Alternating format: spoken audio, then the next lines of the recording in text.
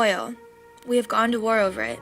Countless lives have been lost and many livelihoods permanently affected. We are facing threats of global warming from excessive greenhouse gas emissions. Our quality of life is suffering. Health risks directly related to air pollution and water contamination have been rising significantly over the last few years. Depending on the day, in beautiful Southern California, you could find yourself sunbathing in smog instead of sunshine. Natural resources are running out, and instead of fighting over the supply of oil that is left, we must change our ways of thinking and take action. Oil dependency affects us globally, locally, and personally, with gas prices skyrocketing and our wallets shrinking.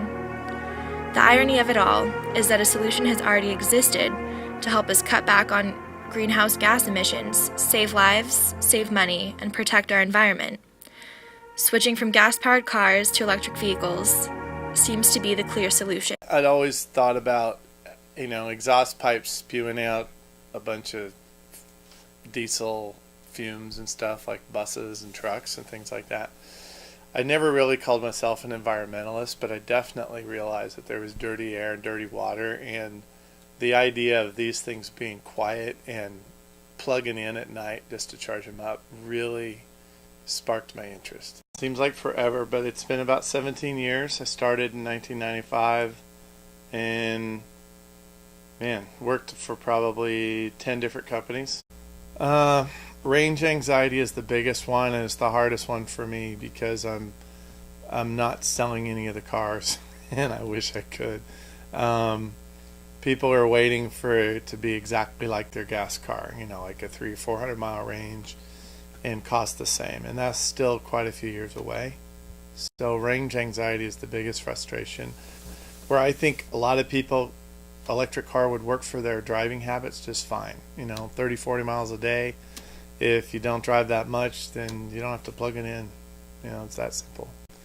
Well, it benefits my neighbors because I'm not polluting the neighborhood. I've been driving it, average drive is like 18 or 20 miles a day, so the charge and the range never really becomes an issue.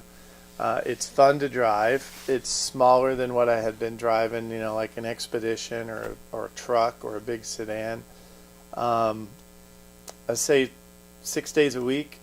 I don't need to drive anything else as far as the range goes. So that one day a week, if I have an appointment in LA or Orange County, I just take a different car. But it's been a lot of fun and saved me a ton of money. I didn't know what gas prices were for a couple of months until somebody told me. I went, wow, how can you guys afford that?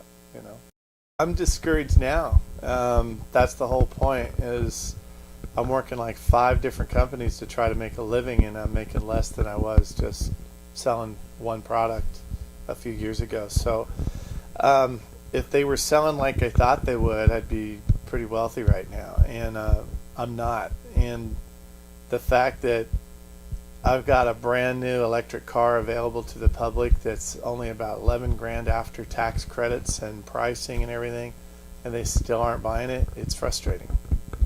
I feel like I got an answer. I want to go up and shake their heads and say, buy one. You're an idiot.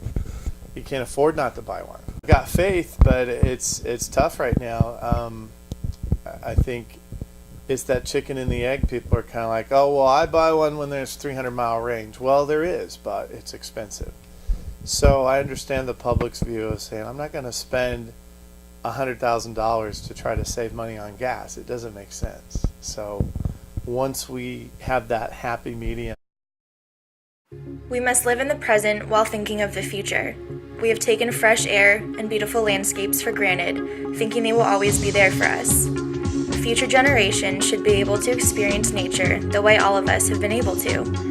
50 years from now, families should still be able to enjoy camping trips and bright sunny beach days. If things do not change, and we do not move away from gas-powered transportation, the air quality and global warming issues will only continue to worsen. If we can adapt our habits to the changing needs of our environment, there is a bright future ahead of us.